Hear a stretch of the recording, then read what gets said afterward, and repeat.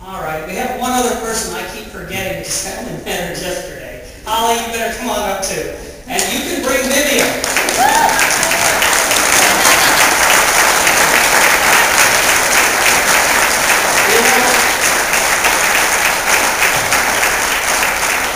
One of the things that I affectionately call Beth, and she even put her hands on her hips and tell me that she wasn't a geek. I am not a geek, okay? I basically know how to turn them on, break them, and have somebody repair them. But Holly did the original website. So let me introduce the team, and I would like to take the opportunity to let each of them at least speak for just a moment. And Beth, of course, is what we consider our link, Soldiers Angels link to you, okay?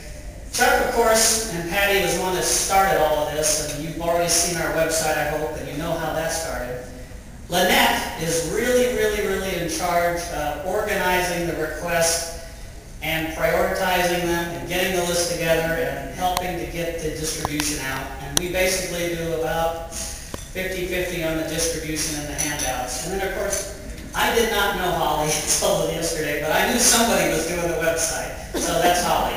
And we're going to start with Beth.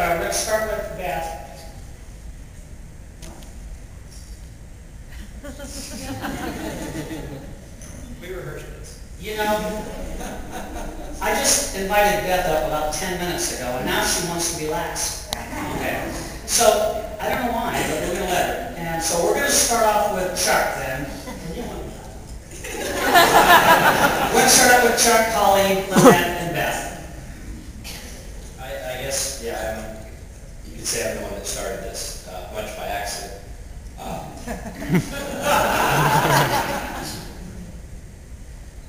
Yeah.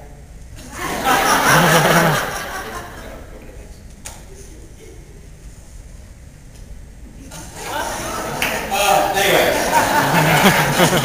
Sorry. One of the great things about traumatic brain injury is I won't remember this.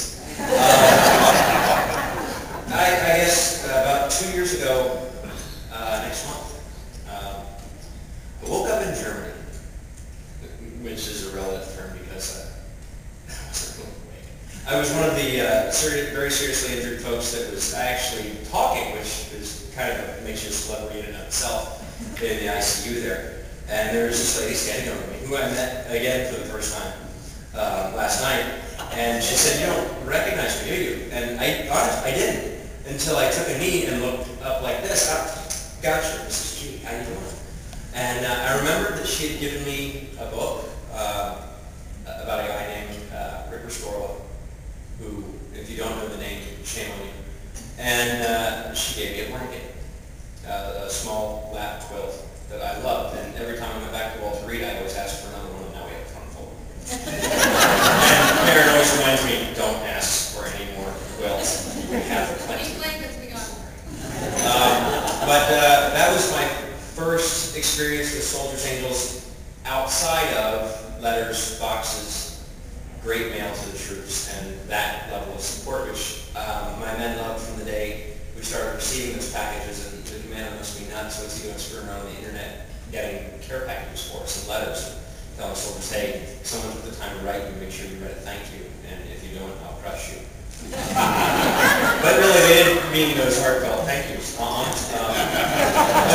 I didn't realize that Soldiers Angels also did the other side, the dark side of the war. And so there I am, and I remember of the 2 days-ish that I was in Launchville, about a total of 15 minutes worth of time, but I remember Mrs. G, and I remember hugging my nurse as I left, and I remember being put in an MRI and being told to lay still when your body's full of shrapnel and they put the big magnet over you.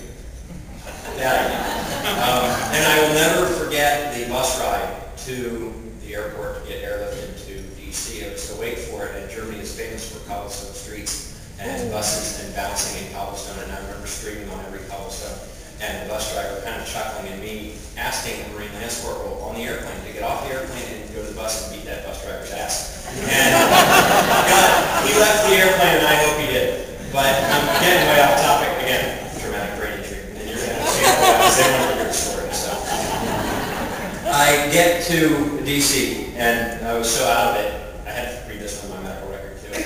I was so out of it that the first thing they asked me is, do you know where you are? I said, I'm in Fort Riley, Kansas.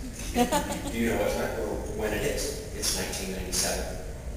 Coincidentally, my wife was at Fort Riley. That's the only person I wanted to see.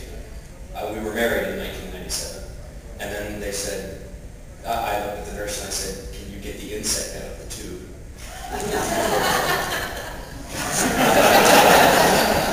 And then there was some complaining and questioning and me just really wanting a drink of water and wanting my wife and them asking me questions. And, anyone who's read the early pages of my blog and is familiar with my use of colorful language, sometimes referred to as a drunken sailor with Tourette's. A lot of that went on in the pre-op, to the point where I had a anesthesiologist come up and ask for an apology later, and my mom went and say, you're not going to get one. Don't go in there. But anyway, the next memory that I have is waking up in my hospital room, and my wife and my mom hadn't made it to Walter Reed yet, but there's this lady I've never seen before, and she's sitting there, and I kind of grunted or mooed or whatever it was I could do at the time, and she sat up and she said, oh, you're awake. And she introduced herself, and because she is a very private person, I won't mention her name, but she introduced herself, and she said, I just wanted you to be able to see a friendly face when you woke up. I didn't want you to wake up alone. And then she fed me soup with one of those little plastic spoons. And I couldn't really feel my face because of all the shrapnel, all the anesthetic and everything else, so we kind of made a mess. But it's a memory that I'll never forget. And a day later, another soldier's angel was in the room. This one writes from 2 Days of Rain.